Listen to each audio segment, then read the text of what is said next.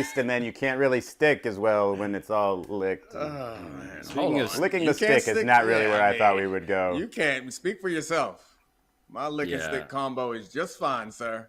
I've been trying to lick this thing off. Is that an incomplete tattoo, or are you just getting home from a club? Hasn't been successful, the licking of this to get it off my wrist. Or is that the most elite target in all of New York? You know, you have to get a sticker for. Society? What is going on here? Kinda. I mean, look. I guess I should make some disclosures. No, actually, nobody cares. Hanging out with James Harden? No, I did resolve, though, while watching this sort of like psychedelic Japanese band, Kikagaku Moyo in Brooklyn. I did resolve to grow my hair real long, get real flowy pants.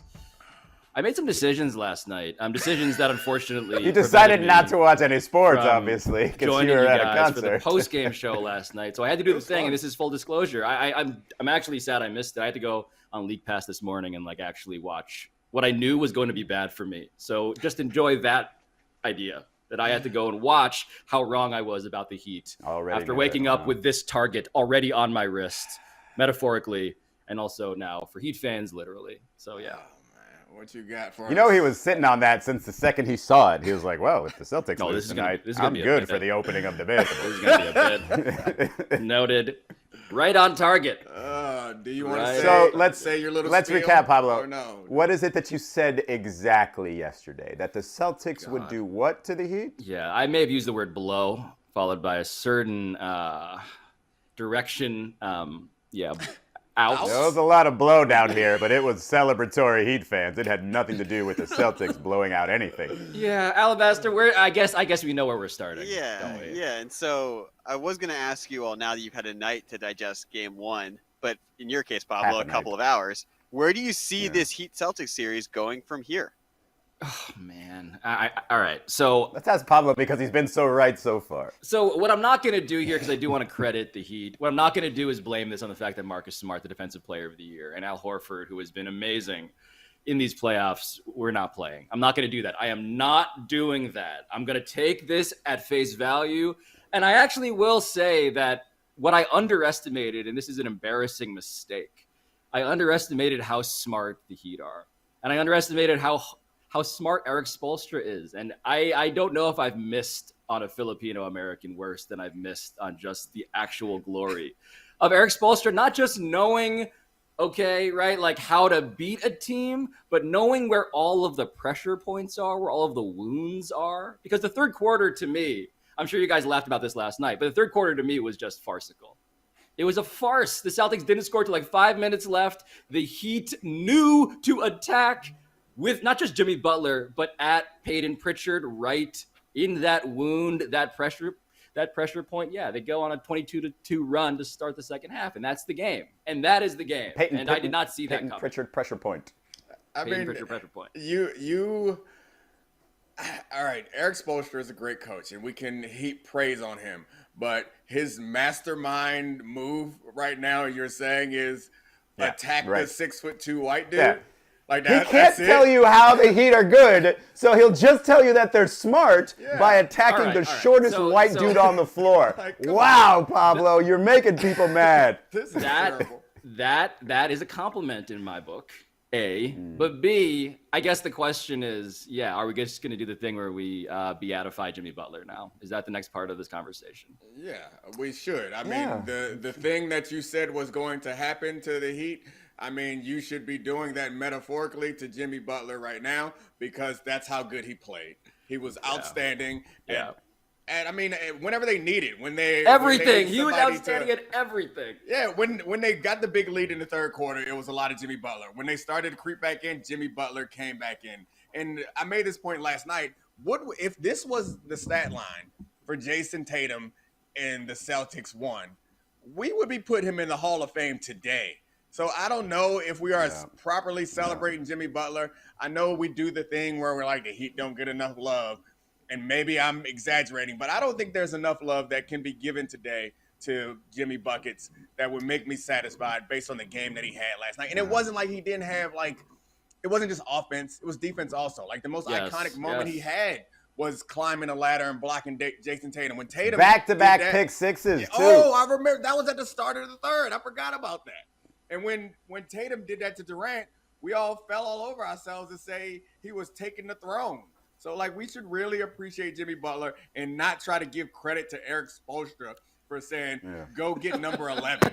Please stop it. And the thing that, like, there's so much about, like, we were just talking before the show, Alabaster and I, about the idea that he draws fouls, but it's not like James Harden where you're taking advantage of the rules and it's like you're getting guys in the air and drawing fouls. You know what I mean? Like some guys you're going to complain or whatever, but stay down. You know what I mean? Like that's in the history of basketball, stay down. You're not going to complain.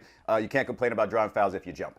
And the thing that I love the most about this for Jimmy is given the way his career has gone and the narrative around him, this is the only way he escapes that. This is the only ending that works out, and you're just like, oh yeah, Jimmy was right every stop along the way because this is what he's capable of doing. You put him in the right fit, and all of a sudden, wow, he's been this crazy dude who, Eric Spoelstra says he knew he was crazy, this crazy dude who can put up these numbers and lead a championship team. And that, to me, nobody saw coming. So that is the ththing that I do need to apologize to like Ryan Cortez about, the minister of heat propaganda, is that the legend of Jimmy Butler is actually real. 41-9, 5, 4, 3 is a stat line that has literally never been put up in the playoffs since they started tracking all of these stats. And what Jimmy Butler is he, to your point, is yes, he is a credible number one guy on a championship team. He is a guy who fits that description, by the way, by basically saving it for the playoffs.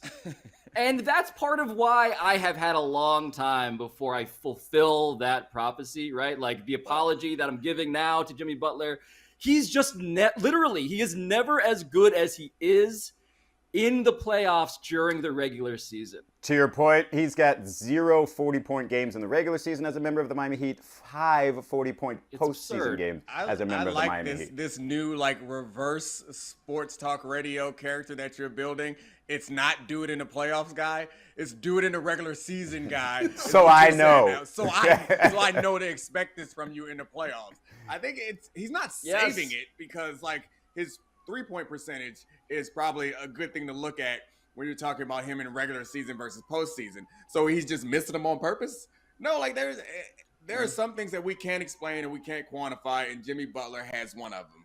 I do believe, though, the idea that he's a number one is relatively new for all of us. Like a true number one that can lead your franchise is relatively new for all of us. And I think the combination of his personality and us viewing him as a number two is the reason why he bounced around so many different places. And if you're going to be fully obvious, okay, go ahead. It's probably a surprise to him too, because he's never gotten really the opportunity. Maybe Minnesota, but even Minnesota had two guys that in their thinking was, hey, they're going to be better than him eventually, and they're young, so let's get them the ball. It's never been, hey, and you hear Jimmy say it all the time, my guys trust me. They tell me all the time to shoot the ball. And if you look around him, not only does he have like perfect teammates for him, like Bam Adebayo's got to be the perfect running mate for Jimmy Butler. Yes. But guys like Gabe Vincent and Max Strus, you probably don't get the best out of them unless you have a guy like Jimmy. I'm not saying he's alone in the league. There's other people like him. But unless you have somebody like him that sort of sets the tone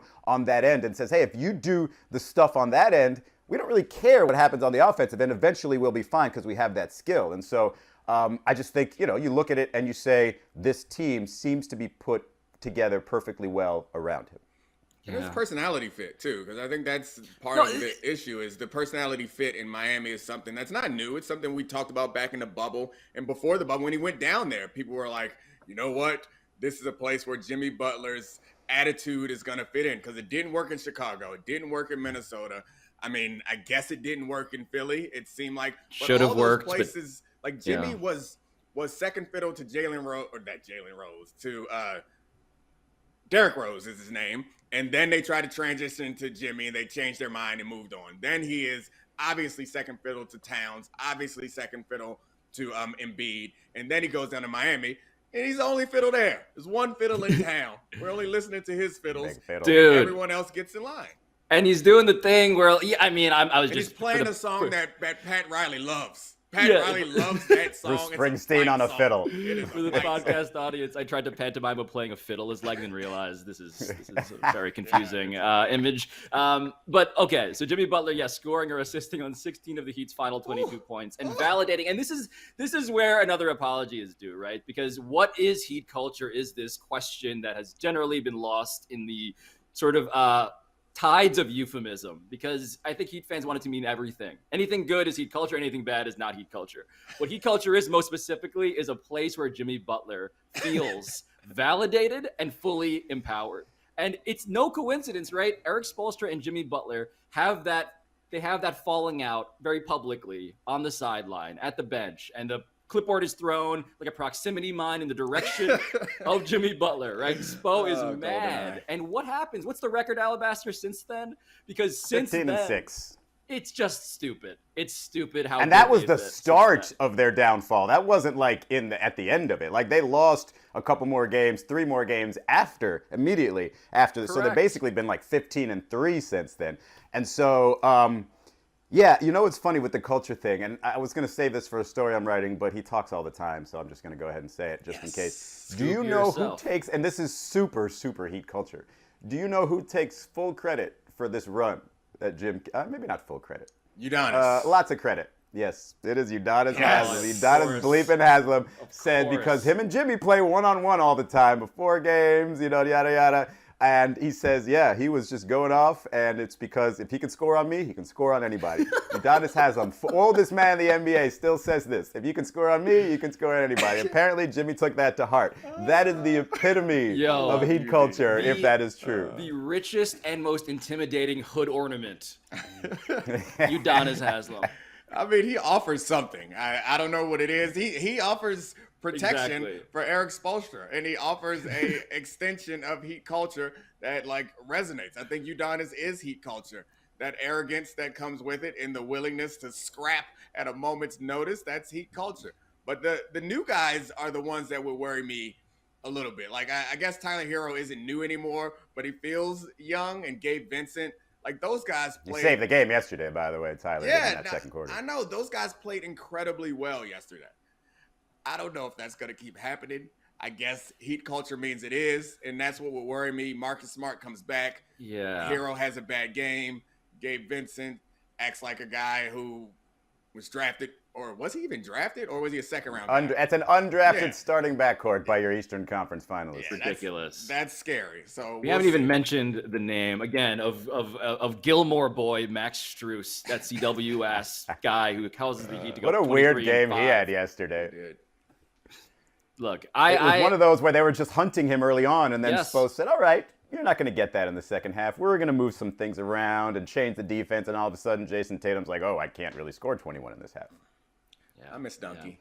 Yeah. I mean, you miss Dunky? I miss Dunky. It doesn't sound like the other members of the Miami Heat miss Dunky. No, it doesn't feel like if Dunky. You hear them talk about the dogs and the people who forget about all the stuff that's going on the offensive, and it feels like he's taking an unnecessary beating. It's taken a while for him to absorb Heat culture. Exactly. No, Heat culture, very welcoming to the injection of Jimmy Butler, very much summoning every antibody to repel Dunky.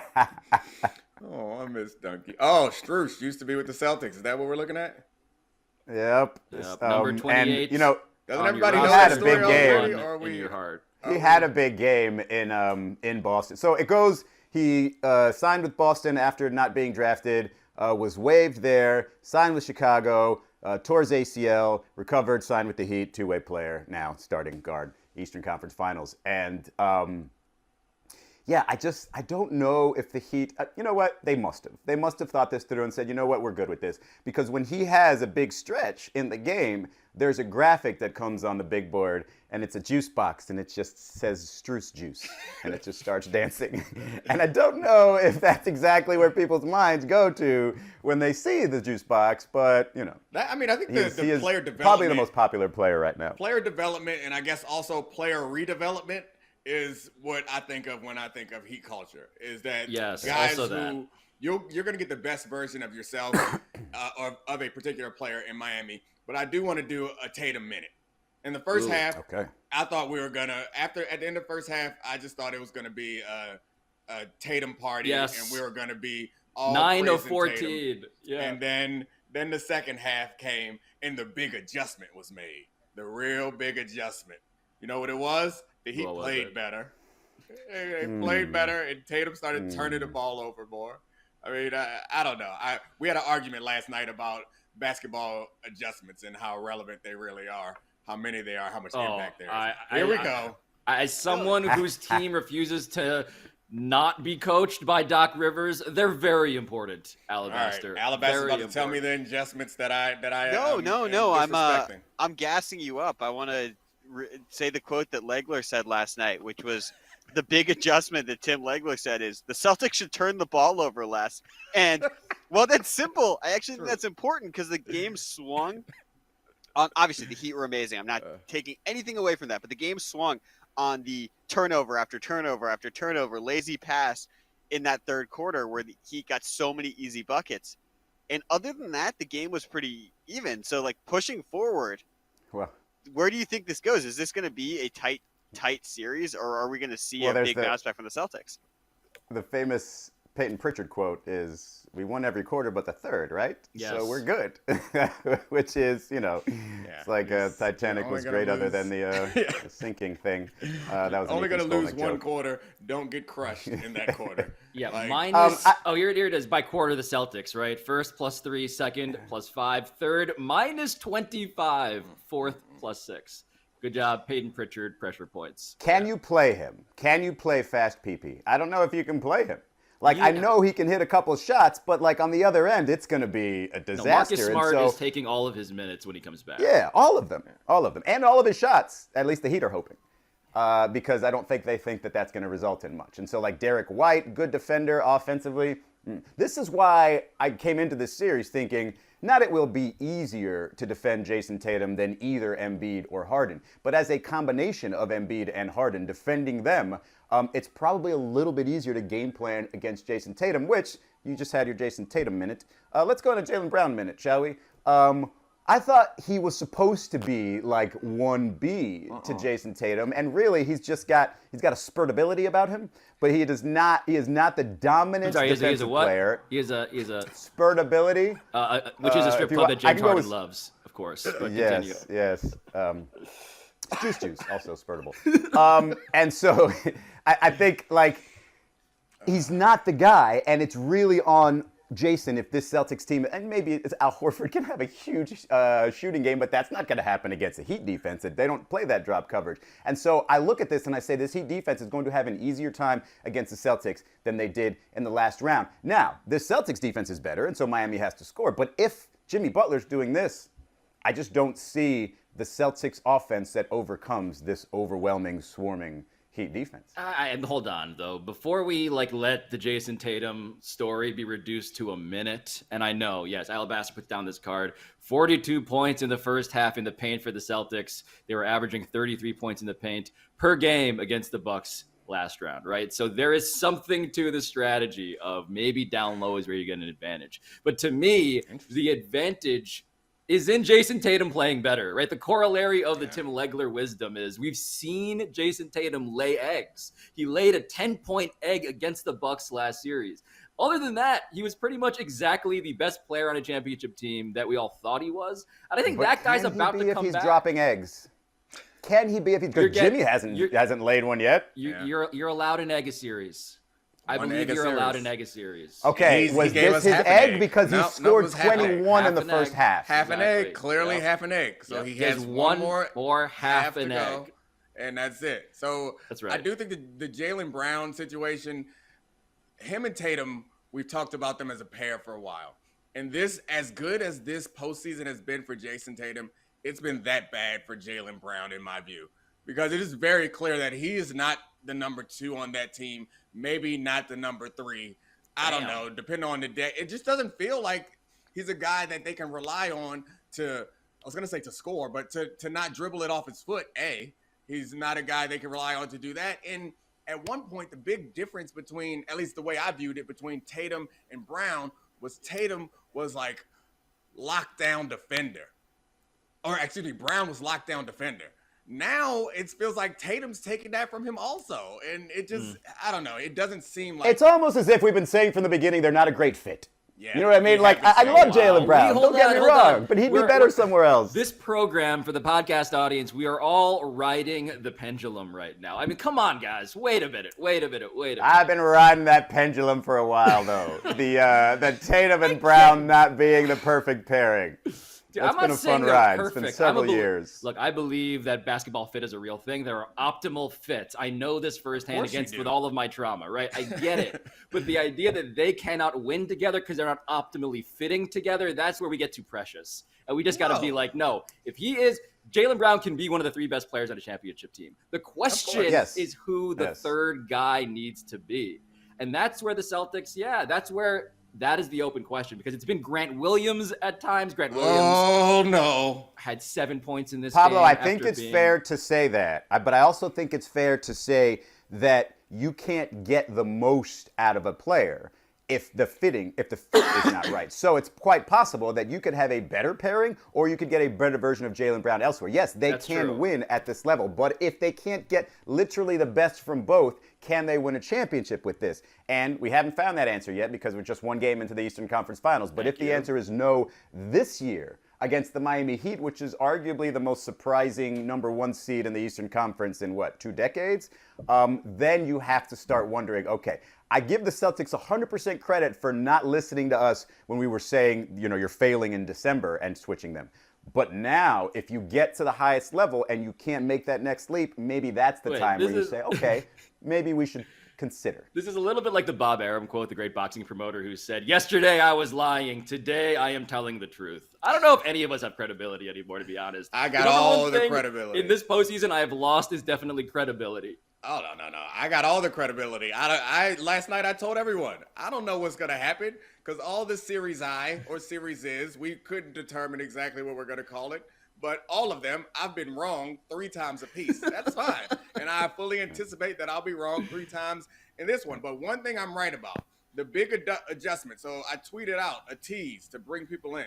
That I had the big adjustment that the Celtics need to make in order to win this series. Don't let Grant Williams wear a microphone anymore. That's it. Don't let him wear a microphone anymore. It was a because huge adjustment. In the mic'd up moments that they showed, and maybe there were other ones, but in every single mic'd up moment, it seemed like he was acting. Like it seemed like he knew he was mic'd up and he was thinking, ooh, I'm going to give them what they want right here. And also he's giving these inspirational or attempted inspirational speeches to the players. They look disengaged, but Mark Jackson and Van Gundy are like, yeah, I love it. That's how you know your speech is garbage. And he was really bad in this game, too. By the way, after somebody says, this is what I do, and starts yapping after making those shots in Game 7, how do you not mic PP up for Game 1? No, I told you how it works. This is how it must have worked. I can't imagine that they came in there wanting to mic up, Strus and Grant Williams. They started at the top, and Tatum was like, man, get the hell out of my face. Butler also, get the hell out of my face. And the problem is Grant Williams is a starter, so they didn't make it to PP. Because I'm with you. I'd rather hear what PP got to say than what Grant Williams has to say. And Strus, they say nothing. Yeah, Payton Pritchard has some great pressure points to make. I agree. Jimmy Butler, by the way, we haven't even – the thing that is worrisome for anybody who's just like a Jimmy Butler hater, and I'm not that. I've been a skeptic but not a hater. He hasn't even begun to talk yet. Same thing. He hasn't even begun to talk. Jimmy Butler, we've been watching Patrick Beverley go on this tour. Patrick Beverley currently, I think, is recording ESPN Daily while I'm talking right now. He's doing everything. It's unfortunate and scary for all of us. But Jimmy Butler, he's tour, holding Jimmy's beer is what he's doing. Imagine the tour that we would get if this proceeds apace from Jimmy Butler. Good Lord. I mean, I don't know if we have time for it in the show, but I've been on a Patrick Beverley roller coaster from joy to despair to disappointment to confusion. It's been, we got enough basketball that we don't have to do that. But like, I remember the first moment he was talking crazy. I was like, ooh. Yeah. And then later in the day, it was like hour 4 of him talking crazy. Dude, like, no, Domonique, Jimmy Butler. Patrick Beverley on television has been kind of like the word lit. It's like a thing you're really psyched about. I'm going to say this all the time. I love this. And then you're like, oh, no. I can never say this Did again. you hear I the was way so it came wrong. out? I was so wrong. This is not fire, it turns out. Fire. Imagine practicing saying that. Fire. Yeah, nothing about the Pat Beverly experience has surprised me so far. Oh, Exactly yeah. what I would have expected. Yeah, fair. Even your reaction to it, because like I think I was like, I would love a player to I talk crazy. bought Then I so saw it and I much loved it, and then I stock. hated it. I bought so much stock. It's crypto. It's just like oh, okay, my bad. Yep. Big mistake. You know what? If you're a man, Pat Bev, get mic'd up in the playoffs and say all the same things to your opponent. Then we'll see if you're for real here. Okay? Because that would cause some stuff. Like, imagine, like, he's on the safety of that studio saying all these things, but saying it to Chris Paul's face. You know what they should do? You're a cone. Oh, well, Chris, if you say something like that to Chris Paul's face, then Chris Paul's hand is going to say something to your midsection. That's right. You're not going to like what it has to say because it's going to be punch. Is that where your balls are? Your midsection? Is that? No, that's where they go when you're on a roller coaster. Depends on how afraid you are, I guess. But- Yeah. Groin? Yeah. I don't know. Yeah. They should do a thing where they have Pat Bev make like the Impractical Jokers, but for NBA games, where you mic up someone else, but you put him in their ear, and he asks them to say things mid-game that he would say. Yes.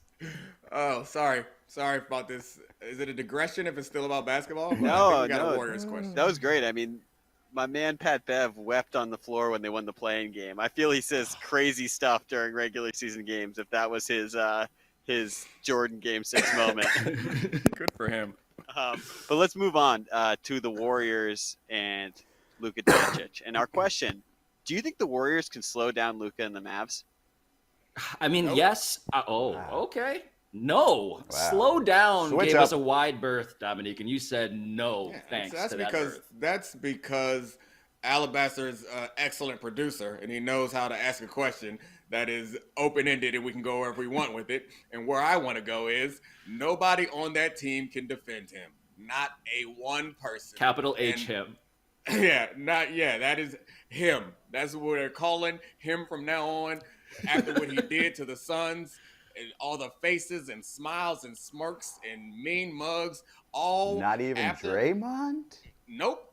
No. Not even Draymond can't do that. Draymond can't. I mean, they're going to think- use him differently, but they can't. He can't do that. Draymond's his skill, or the thing that makes him a special defender, is his ability to like have good Foul post with his defense. chest. Yeah, That's what he does. He fouls with his sternum, and you can't call that because it's not in the books. Draymond's midsection does have a lot of cojones in it, actually. Yeah. I mean, I think being tiny, or not tiny, but being small for a center, and to be able to play center in a way that your team does not feel that small, that's what Draymond does well. And then he's good on the perimeter. But I don't remember when teams had great wings to shut down, it was Klay Thompson they went to. It was never Draymond to go to that wing. And Klay Thompson ain't that dude anymore. And they don't have that dude. The closest person they had to that, Kaminga? they lost to the code. Yeah. And Gary so I Payton don't the second, see- not junior, as we all have to clarify Clearly. for legal reasons. Yeah. And he was even too small to really guard Luka. Look, if Luka's hitting now, his step back percentages on those threes aren't what they were last year. You know, as you getting eliminated in 7, but they're still good enough where it's just like every time he takes that, especially in that last series, you're thinking, okay, that might be good. And what's strange is like, not strange, but where the benefit that he gets is when he sets up for his shot, unlike Jokic, right, who Draymond Green, dominated at times. If you hit Luka, it's going to be obvious and the ref's going to call it. Normally because he's fading and he's in a perfect, it's not like some, rushed hook shot or some awkward, it's perfect form. I'm shooting my shot. If you hit me, more than likely, you're going to get called for the foul. And I don't think that Draymond's going to get away with a lot of his stuff. If Luka's on, you're 100% right. Not even Draymond can guard him. But the question if you're the Warriors, right, is how much do you even bother trying to shut down Luka? And how much do you then try and shut down everybody else? Because that's what the Warriors have been doing. Alabaster, back me up on this. I believe this is fair to say. Against the Nuggets, Jokic went off. The Warriors let him have it because they said, we're going to basically stay home on everybody else, right? In the last series, the similar deal, right? Like the Warriors, they made choices. And those choices have been to say, we know that we can't stop the guy who's unstoppable. So how do we limit those passes to Dorian Finney-Smith? How do we limit the passes to Davis Bertans? So that's what I think they're probably going to try and do, realistically. Or, and this is a setup for you, I think, also, Charlie, or is it just where the Mavs just run, like, isolation, and so you have to make sure that Spencer Dinwiddie doesn't get his ISO points and that Jalen Brunson doesn't get his ISO points because you know Luka's going to get his. Yeah, I mean, I think that those are interesting points, but what makes Luka unique is his ability to make decisions at the highest level, and they run that 5-out offense similar to the, those classic Rockets teams. But these role guys, Reggie Bullock is considered one of the best shooting role guys in the league, and he is, when they have that 4-out offense, he actually has the lowest 3-point percentage of that mini death lineup that the Mavericks put out, and that's at 39%. You've got Kleba, Brunson, Bullock, Luke out there, and they're all bombing threes over 40%. It makes it a really tough value proposition of who to stop. And you stop Luka, all right, they're still going to get 1.2 points per possession and kill you that way. I think the Mavs might outshoot the Warriors from three. I mean, that's where this needs to go for this to be a Mavericks NBA Finals situation. And speaking of being wrong, though, this is the team I've been most wrong about. And I think this goes to the point that Izzy was making earlier about Jaylen Brown and the fit, because nobody on this team except for Luka feels special. But it feels like there is, to the point that Alabaster just made, they are the right fit. And I guess that's why I use the classic Houston Rockets thing, because, again, nobody on any of those Rockets teams, with the exception of James Harden, felt like special. And I guess P.J. Brown has shown himself to be quite special in this series with kind of like Brown. P.J. Brown in his own way. Wow, PJ what a Tucker. great Heat culture reference. Thank you for bringing up P.J. I got Brown. Heat culture in my mind. No. So, You guys remember when he flipped the quarterback, Charlie, what was his last Charlie name? Ward. Charlie Ward? I don't. That was fun. Yeah, Knicks Heat. I blacked it out. Childhood memories. Yeah, Charlie Ward is the quarterback from Florida State. That's right. The last time Some would say he was the point guard from New York. He was a quarterback at Florida State. Love Heisman God. Trophy winner. I know that. Last He time. loved Jesus. I mean, that's football, though. Who in football does it? Name a football player that don't. Oh, love the Jesus. Knicks running a prayer circle post game and inviting the other team after just bloodying them is one of the funniest things to me. Still. I had a good point. I lost. Oh, no, here it is. I was very wrong about the Mavs, and I don't think I was wrong about them. I think Luka just beat all physics. I think that I had the right position on all my Mavs opinions. It's just that Luka, it does not apply to Luka. Some things don't apply. You know what it is? You know what it is, Dominique? That's It's him culture. That is him It's culture. him. Yeah, it's him. Well, we got to do the thing where we're like comparing him to the greatest of all time, right? Because it's going to be really frustrating for LeBron. It's going to be really frustrating for LeBron when 5 years after he retires, Luka's already at his heels on everything. Okay, it's going to be really frustrating for him. I'm not doing it. I refuse to allow this to happen on my watch. Okay. I can't. He's not the chosen him. I mean, he's still in the league. Like we had to go like 15 years before we had a credible comparison to Jordan. Like, can we at least let LeBron retire first? If he stops ordering doble queso on his nachos, then we can start talking about it. But it seems exactly like he's right. still ordering double Alabaster, cheese. he's playing himself into shape. We have not even seen Luka in shape yet, which is the best part. Two small interjections. One, Luka is like 15 years younger than LeBron. And then two, Ooh, that's a good point. to defend your point, Dominique, I do think young LeBron might have looked pretty great in a 5-out offense if he had 4 shooters instead of Drew Gooden and Zydrunas Ilgauskas and Eric Snow surrounding him on those early Cavs teams. That guy never would have gotten it done if he didn't come to Miami. No, honestly, I did hear a lot of people in the background of the arena calling Jason Tatum the new old LeBron. Meaning he's got to go join somebody else in order to win a championship because he's not going to do it as the guy. Hold on. We should. You know what we need to do? It's not that we compare too many people to LeBron. It's that we don't compare enough people to LeBron. Everybody needs to be graded on a percentage of LeBron. LeBron-ness? Yeah. How much what LeBron part of his do you career you are? Like your late career LeBron, your Lakers LeBron, your bubble LeBron. Yeah. Or are you Cavs LeBron? Are you Heat versus Dallas LeBron. Yep, That might be yep. might be the lowest. That might be the lowest. That's LeBron the one. there That's is. the JJ Barea scared LeBron. Yeah, that LeBron. Speaking of Heat Dallas, I got that happening again. I had Heat in 6 and I got Mavs in 6. Speaking of being wrong all the time.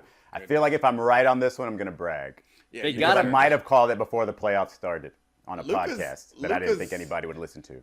Luka's benefiting from LeBron though, and since we talked about Charlie Ward, like Charlie Ward went to the NBA in part because it's a better place to go play a sport if you can make money, but also because the NFL was not ready for an athlete like that. So Correct. We've seen the evolution of football. Like 15 years ago, nobody would have given Lamar Jackson a shot. So if you compare Lamar Jackson and Michael Vick, I think the same thing is true. The evolution of basketball is part because LeBron forced it.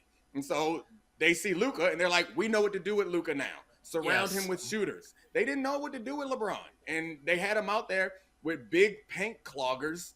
They went That's- like that. So that's- and he that's still the managed thing. to dominate with it. No, the thing is, like, now we have this patience for a basketball genius who likes to treat every possession like a Rubik's Cube, right? Yeah. LeBron methodically demanding switches, hunting the specific Peyton Pritchard that might be in front of him, right? That's what Luka does. That is exactly what Luka does, and everybody has the patience for it because they understand that when a guy has this kind of a skill set, who can make the pass, who can make the shot, as ridiculous high degree of difficulty shot that might be, you let him figure it out. It doesn't matter if the number 2 guy is. That's how they've been there as soon as they drafted Luka, though. Like that's a So you're- luxury that LeBron didn't have. To your point, Dominique, I blame Michael Jordan and Phil Jackson. Because, yeah, granted, he did have the Steve Kerr and the B.J. Armstrong around him, but he would always have a Ron Harper or somebody where you're just like, why don't you have more shooting around them? Why? You know Scotty's not really a great shooter. And then, like, so the Cavs are like, okay, Eric Snow is a good teammate for LeBron James. No, man, no. You got to look forward, not Ilgauskas backward. needs to be in the paint, clogging that lane. Yes. Oh gosh. Oh man. That was a Alabaster, rough time. what are we missing Bill about Cartwright, Oh. Will Purdue. Goodness gracious. Luke Longley? Luke, kinda the Australian sensation. Horace Grant. That is a good question. Actually, Horace Grant probably he would have developed a corner 3, I think. I mean, Horace Grant could run. Maybe. Like he would have developed a corner maybe. 3. Long two. Very, very poor shot. But that is a good question for Alabaster. Like, because I feel the same way with the Warriors. It's like, am I not putting enough stock? Am I undercutting? Am I underselling Steph Curry and Game 6 Clay? Well, Like, that's can they do this? I mean, what the Mavs did, and this is something that is indisputable, the Mavs played Steph Curry better than pretty much any other team in the regular season, I believe, Alabaster, where they blitzed him, they trapped him. Ooh. They know how to defend him in particular, seemingly. And Jason Kidd, again, like another guy who we all literally laughed at because he tried to call a timeout in Brooklyn by having his player bump into a cup of ice, spilling the ice onto himself, which was both the Evolution. worst and most brilliant thing. Yes, we're all growing and evolving. But that guy is really good, again, at those adjustments. And I think Jason Kidd against Steph Curry in that way is going to be fascinating. Yeah, and I think that this series, I know we don't like to talk about adjustments as much, but it's more about it's about decisions. And I say that because, like, okay, you play the pool party lineup. You got 3 small guys out there. Luka's going to eat you up. You put Kevon Looney out there. You lose some of that avant-garde basketball, that shell shocks defense that the Warriors have been known for. And it's like we saw that for years with Warriors Cavs. It was like Cavs rolled through the Eastern Conference. They saw the Warriors. They were shell shocked by the way that the Warriors moved the ball and found open shots through a system that no one else in the league can play. And they can do that again when Jordan Poole is out there. And Yes. that makes Steve Kerr's decisions fascinating because are you going to hemorrhage points to keep your offense running like that way? No, because Luke is going to hunt Jordan Poole.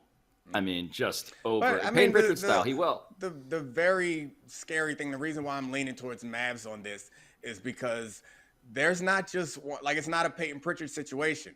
Like there going to be at any given time 2 or 3 people out there worth hunting on that defense. And that to me, depending on what kind of Klay Thompson you think we're going to get, and I think his defense is taking a step back more obviously than his offense has. And the offense step has been kind of obvious in certain games. So that's a real tough thing. You might be able to hide one guy.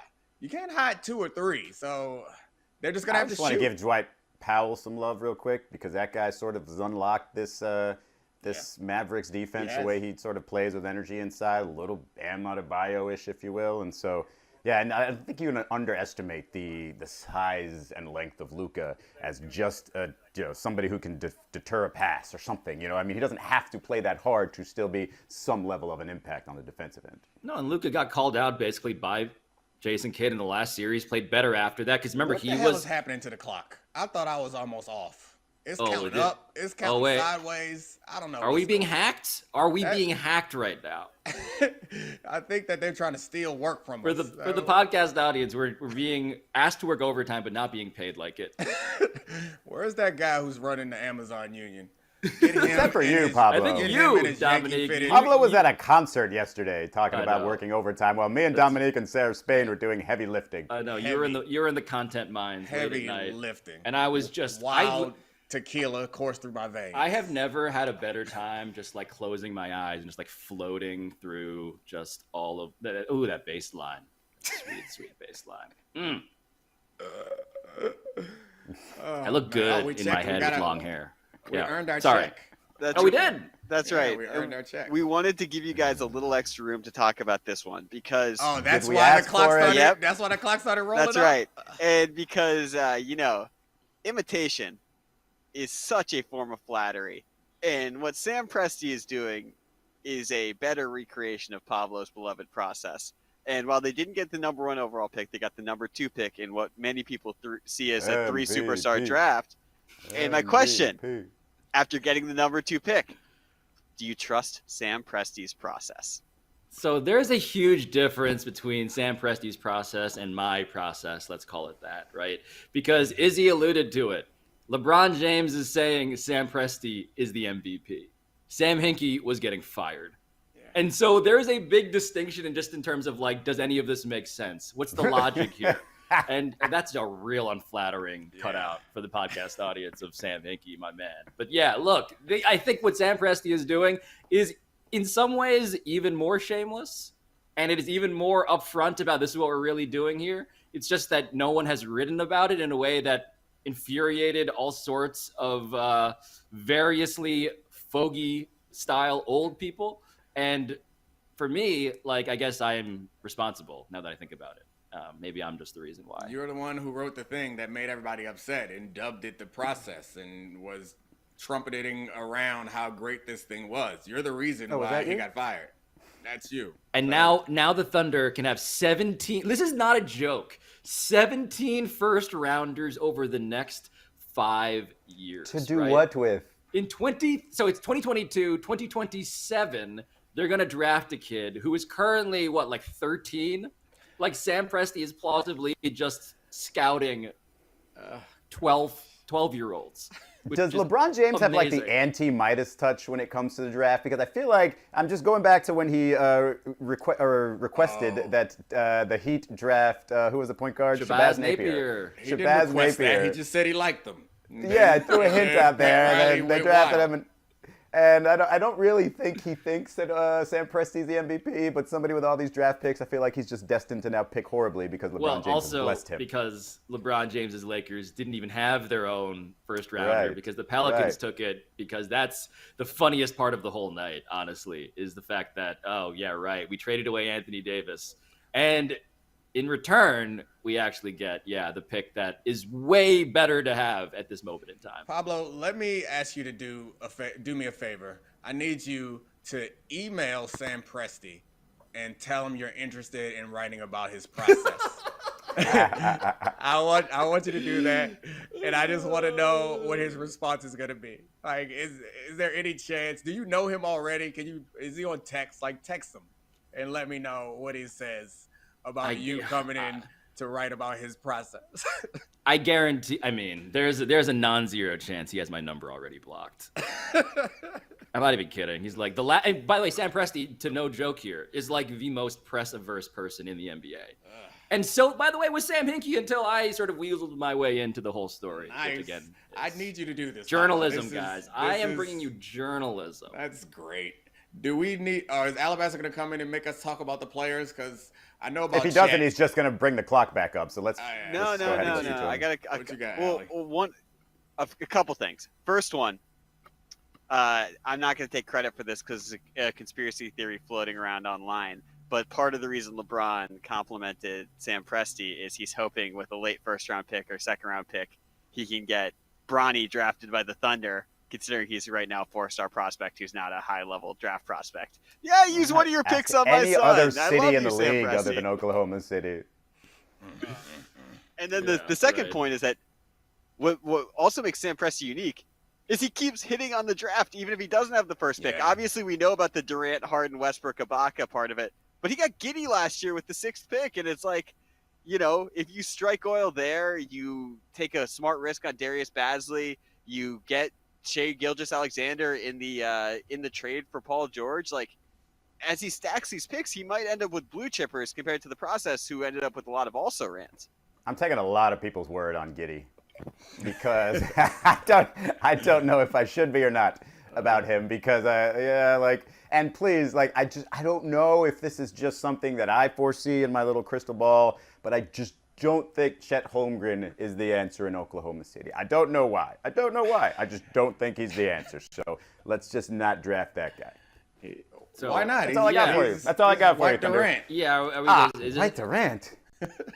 Is this the feeling you have in your midsection, Izzy? Like, he's just too skinny? You've criticized Desmond Bane for having too jacked arms. Like, his arms are too jacked, I should say, specifically. Yeah. And now that's you're saying, yeah. obviously, that Chet Holmgren isn't jacked enough. Lou Dort. Yes, is not yes, your I young think core. that's Stop it. Also, yes, Dort Yeah, is but not it going to just- be the answer either. I'm not gonna rattle off all of the alleged also rans that Alabaster just painted the whole process with. You'll just notice that none Ben of the Simmons. names on the Ben Thunder Simmons. score, none of the names on the Shai Thunder's young core. Alexander is Joel a little Embiid. overrated because he's in OKC. I don't know. I'm just saying, I think if you're a young talent, you should go to OKC because you will get overrated, and then you can sort of set your career. we're crowning Sam Presti for taking Shai Gilgeous-Alexander. Right. and For the record, Joel Embiid who- trash. Look. Shai Gilgeous-Alexander amazing. No. It's because they got Giddey in SGA and also Dort. Yeah, this is The the most combination. hipster ass. I thought I was a hipster at my concert last night. Alabaster, Oh God. dear Lord. Is Lou short for anything? Because if you have the last name Dort, you should go with the longer version of your first name and not just go with Lou. It's right? it's Lou Gentz Dort. But it's also worth noting that Sam Presti, didn't draft Jahlil Okafor and MCW with top picks, so that's a good differentiator. Okay, MCW was the rookie of the year that year. They traded him away right after because they knew he was trash. boy. Jahlil Sixers Okafor, culture talk. best available. It was a bad draft. I mean, come on. Passed on Tatum. That he did not. That is the great. Okay, last thing on this before I just start rattling off names like T.J. McConnell and Jeremy Grant and Rashawn Holmes and all of those guys, Nerlens Noel. It's simply that Sam Hinkie didn't get to make that pick. I believe he would have taken Jason Tatum and not Markelle Fultz. He was ousted by the powers that be before that. That's fair. And Got so- it. That would have been the move. All right, That'd been a good combo. Remember Danny Ainge? Yeah, Do you it remember would've Danny been, Ainge? He was actually. bragging before that draft. He knew. He traded I've down. never heard somebody more confident say, "Oh yeah, the guy we're picking is going to be the best. We're going to get him at 3." he was It's right. like Danny it's going to Ainge. be easy. Danny Unbelievable. noted Utah The Jazz most right he's ever minority been, owner. which is not saying much. Calling Danny Ainge minority is awesome. Thank you for that. That was enjoyable. Oh, good. Sorry to interject too much, but there's one last thing I wanted to show you. Did you see David Robinson standing next to Chet last night? Yes. He is so tall. Look at this guy. No, this That is like outstanding. it reminds me, Alabaster, while you're on your phone there, go find the picture of Yao Ming and Shaq for us because Yeah. this is the silver medalist on the medal stand of people that you thought are the biggest people in the world that are actually smaller than And then people you got the Shaq next to the Rock, and then you got Shaq next to Yao. It's all a great. Look at oh that! my Gosh. That is Shaquille Yao's O'Neal. skull is like a Tyrannosaurus skull. Shaq is, yo. Everybody should be measured, by the way, in the way that we compare LeBron. Everyone, he's like, he's 1/5 of Heat 2011 LeBron. Everybody should be measured on the Shaq scale. I am .07 Shaqs. Can we appreciate that David Robinson, I think, got to like 42 and then stopped aging? I think that's around because I don't know how old he is now, but he looks the same ever since he retired. His hair aged a little bit. He's got a little No. Once he got the hair aged while he was playing. Yep. But once he got to a certain age, it stopped. So he used to have that little baby high top that looked like maybe he played at a military institution or something. And then, not gonna lie, I was at the Heat game, so I didn't see the draft. I didn't see this image until just now. This is shocking. This is really like I had David Robinson, legit 7-footer, 7'1", and Chet Holmgren is just towering over him, and he's not even like what's Chet listed at? Isn't he listed at 7 foot? No, he's listed like 7'3" or something, but he is so long that it's sort of like it's that line about like if you put his measurements into a computer, it's like you reveal that it's a skyscraper that tumbled to the ground because it wasn't structurally strong enough to withstand like wind. It's like it doesn't make sense. Chet is really interested in Davis. What happened to Davis' hairline? Staring dead at the hairline right there. Locked into that. Is that like an alpha move? Like, look at my hairline. I will focus on yours. It really is. Young. It really is. No, and it's also a bit of an alpha mood to go with the gray suit, black tie on your biggest day of your life. Like looks like he's just, going to work. Okay, so 2 bits of cleanup here. Izzy, actually, Chet Holmgren is listed at 7 feet tall, which is fraudulent as hell, to your point. Second of all, this was, per the broadcast last night, which I did watch, it was the first suit Chet Holmgren has ever worn for reasons that I think have to do with the fact that he can look down at David Robinson's hairline. Yeah, it's probably hard to get a suit. That would make sense why that tie looks so Yankee from here. He's clearly never done that before. Oh, God. Izzy Gutierrez, professional tie-tyer, by the way. JJ Redick's first broadcast on ESPN, I tied his tie. Still the most shocking fact. If he was on YouTube looking for a way to do it. The most shocking fact about any of our colleagues, in the opposite way that you figure, okay, Pat Beverly obviously knows how to talk trash on a microphone. JJ Redick not knowing how to tie a tie. I would have ranked him number 1 overall in that draft. He wasn't 14 either, I don't believe, when he first showed up to ESPN, would be my guess. No, but I mean, it makes sense. Like I would, formal activities, like for a guy who's maybe like a dozen his entire life, probably just have some other people do it for him, or has the bow tie already pre-done. That's right. Yeah, I still can't tie a bow tie. I can do that. I just did it last weekend for a wedding. Of course you do. Yeah, I mean, I'm clearly number 2 in the draft. Yeah, you Listen, are. JJ. You invite me to a formal black tie wedding, I'm probably not going. Like I said, it's a bit much. You're asking too much. You're not that